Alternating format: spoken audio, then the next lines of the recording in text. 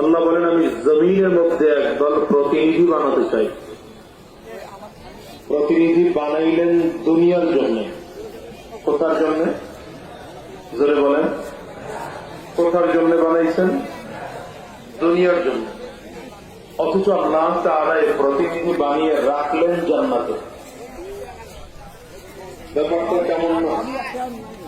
আল্লাহ তাআলা বানাইলেন প্রতিনিধিদেরকে দুনিয়ার জন্য, অথচ দুনিয়ার জন্য বানানোর পরে দুনিয়ায় না পাঠিয়ে রাখলেন জান্নাতে।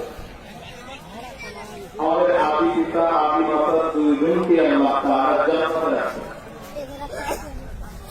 জান্নাতে রাখলেন কেন? রাখার কারণ হল আল্লাহ তাআলা রেখে দেখতে চাইলেন আসল ঠিকানা হল জান্নাত। মুমিনের আসল বাড়ি জান্নাত। এজন্য আমাদের মাকেও রাখছেন, বাবাকেও রাখছেন। দুইজনকেই জান্নাতের মধ্যে রাখার পরে কিছুদিন জান্নাতে রাখার পরে আবার দুনিয়ায় পাঠিয়েছেন। কিন্তু দুনিয়ায় পাঠানোর সাথে সাথে আল্লাহ তাআলা এটাও বলে দিয়েছেন মুস্তাকাররুন ওয়া মাতাউন ইলা হিন, দুনিয়াতে থাকবা অল্প কয়েকদিন, কিন্তু আবার অল্প দিন পরে আবার এই জান্নাতের মধ্যে নিয়ে আসা। তাহলে সোজা কথা হল এই দুনিয়ায় যত জন মানুষ আছেন, সে হিন্দু হোক, বৌদ্ধ হোক, খ্রিস্টান হোক, নাস্তিক হোক, আস্তিক হোক, মুসলমান হোক, সবার জন্য জান্নাতে বাড়ি একটা বরাদ্দ আছে, মালিকানা না। এটা বুঝবেন, বাড়ি কি আছে?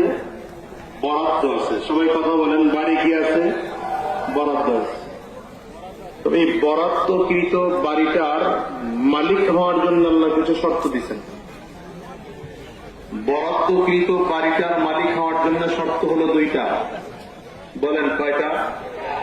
আল্লাহ তাআলা কুরআনে বলেন ইন্নাল্লাযীনা আমানু ওয়া আমিলুস সালিহাত লাহুম জান্নাতুন তাজরি মিন তাহতিহাল আনহার।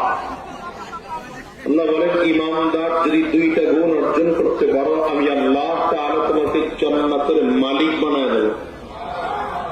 কয় গুণ? এক নম্বর ঈমান, দ্বিতীয় নম্বর নেক আমল। বরাদ্দ কিন্তু সবার নামে আছে, কিন্তু মালিকানা সবার নেই। মালিকানা কাকে দেওয়া হবে? যার মধ্যে ঈমান আর নেক আমল পাওয়া যাবে।